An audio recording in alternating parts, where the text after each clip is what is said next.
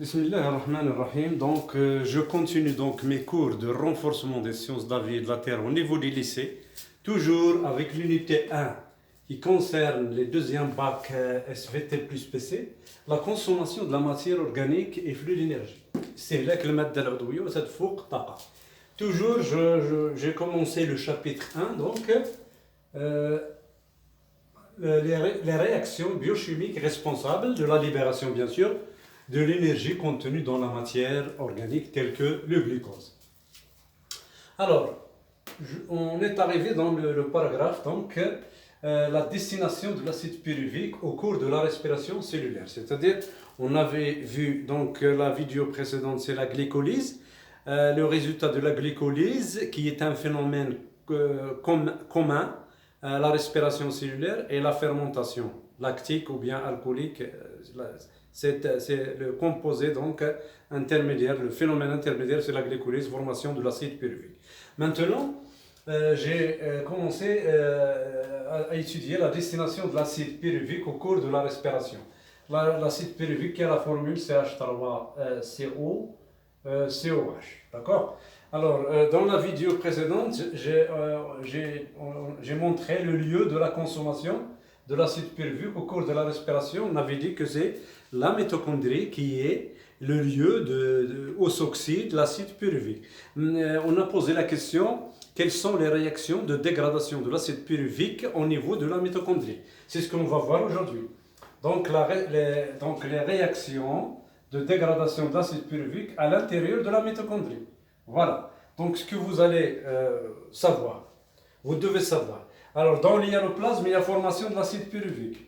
Ce dernier, donc lorsqu'il y a intervention de l'oxygène, bien sûr, il entre dans la matrice mitochondriale. Les premières réactions qui vont agir sur l'acide pyruvique, qui vont dégrader l'acide pyruvique, bien sûr, se passe dans la matrice. Donc la première phase, donc dans la matrice. Alors, regardez ici. L'acide pyruvique, il est de formule CH3COCOH. Alors, la première phase, cet acide pyruvique, il va s'unir avec une substance, un enzyme, un coenzyme appelé un coenzyme A, SH. Donc, il contient l'hydrogène et le soufre. D'accord? Donc, ce coenzyme A, donc, il contient le soufre et l'hydrogène. Alors, la première des choses, voilà ce que vous allez comprendre, c'est que l'acide pyruvique, il va subir la réaction de décarboxylation. C'est-à-dire HCO, CO2, donc il va partir. C'est ce qu'on appelle la décarboxylation. إزالة الكربون. تفاعلات إزالة الكربون. Donc, ce carbone va être rejeté sous forme de CO2. D'accord? Voilà.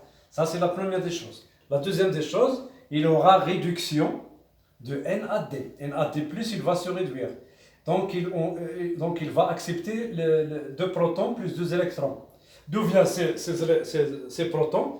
Donc, un proton va venir de l'acide pyruvique et l'autre du coenzyme A. Donc 2H+, 2H+, plus électrons, réduction de NAD+, et formation de NADH2. D'accord? Formation d'une molécule, donc appelée acétyl, parce que ça, c'est ce qu'on appelle le groupement acétyl. CH3, c'est le groupement acétyl. Alors, donc le groupement acétyl plus le coenzyme A, on va obtenir ce qu'on appelle acétylcoenzyme A. Donc la première phase, c'est la formation de l'acétylcoenzyme A. C'est une molécule à 2 carbones. Voilà le premier carbone, voilà le deuxième.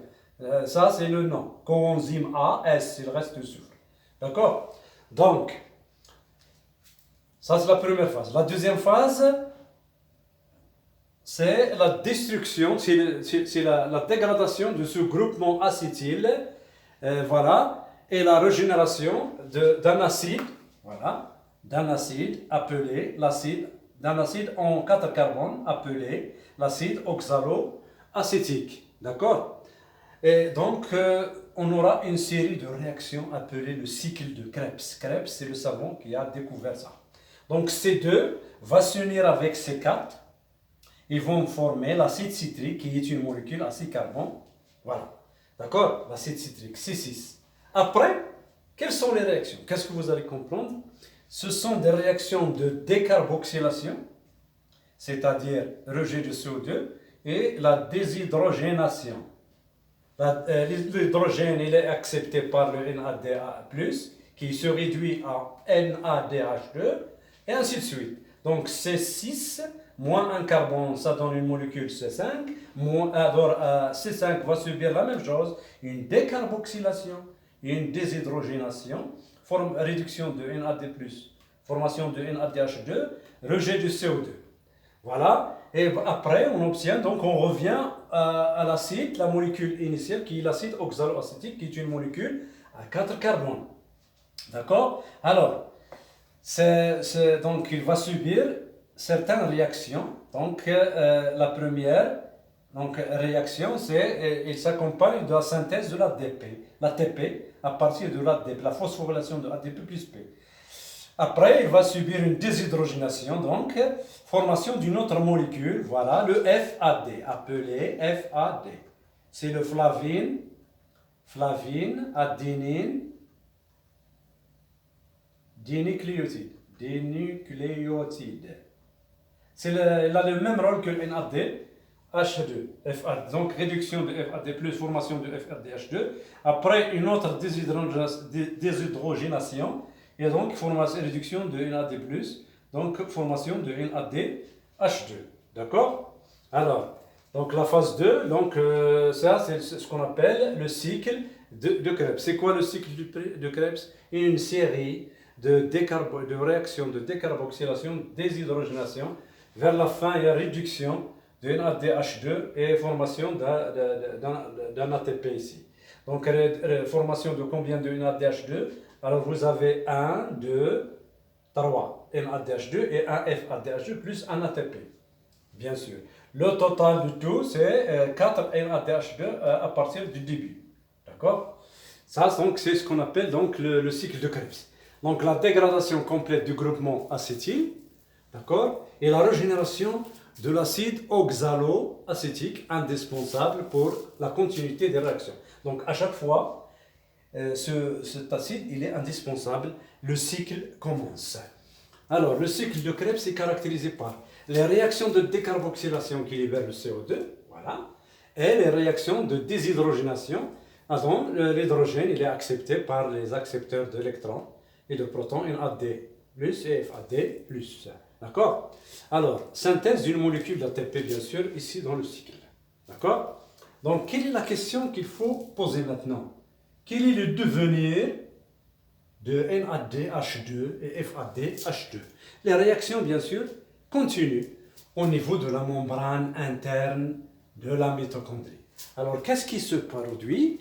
Alors, écoutez bien, ces molécules vont être réoxydées.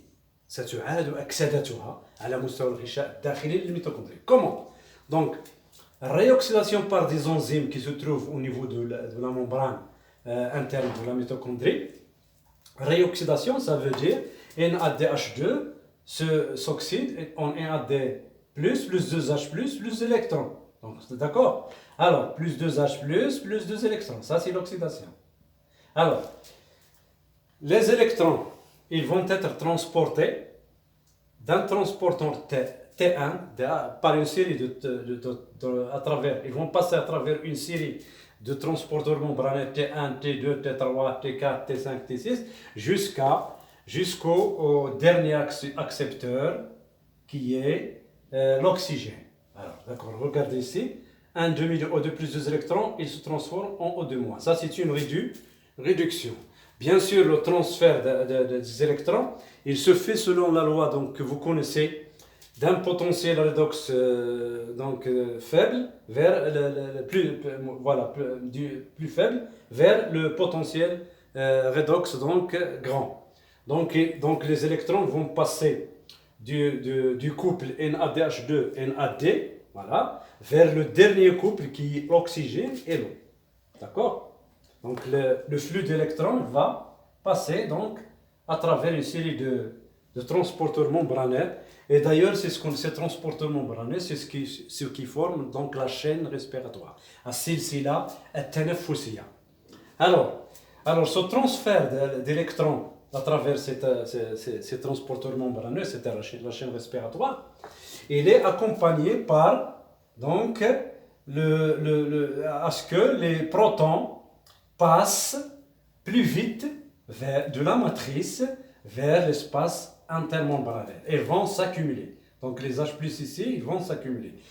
Normalement, ils reviennent, mais d'une façon qui est lente, à travers bien sûr les sphères pédonculées.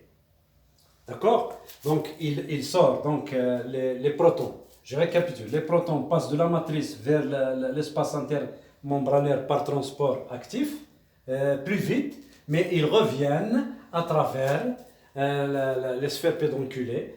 Donc, ce qui crée un gradient de protons, c'est-à-dire une différence de concentration des ions H+, à travers de part et d'autre de la membrane interne.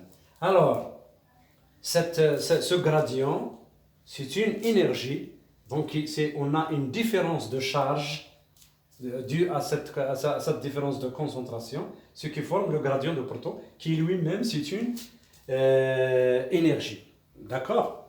Alors, lorsque les ions 2H+ reviennent lentement, donc la TP synthétase qui se localise au niveau des sphères pédonculées, donc utilise ce gradient de protons pour synthétiser l'ATP.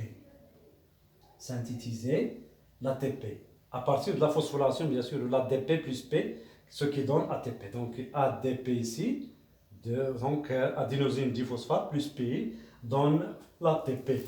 D'accord?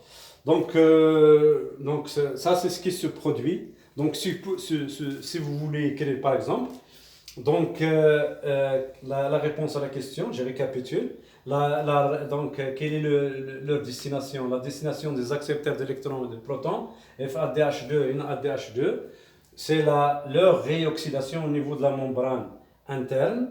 Donc leur réoxydation, ça veut dire formation de NAD+, NADH2 se transforme en NAD+, plus 2 électrons plus 2H+. Les électrons, ils sont transmis à travers une série de transporteurs membranaires qui forment la chaîne respiratoire jusqu'au dernier accepteur qui est l'oxygène. Alors, le dernier accepteur des électrons et de protons, c'est l'oxygène.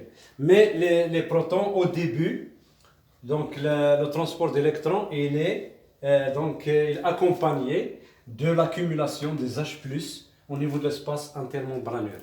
Donc les H+ passent plus vite vers l'espace intermembranaire. Ils reviennent lentement à travers la sphère pédonculée. C'est donc ce qui crée donc un gradient de protons.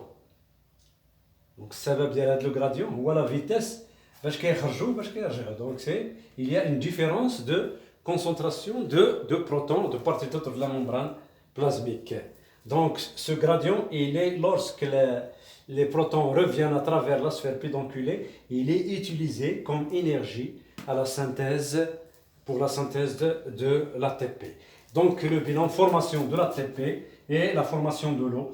Un demi de O2 plus 2 électrons O2-, O2- plus 2H+, formation de l'eau.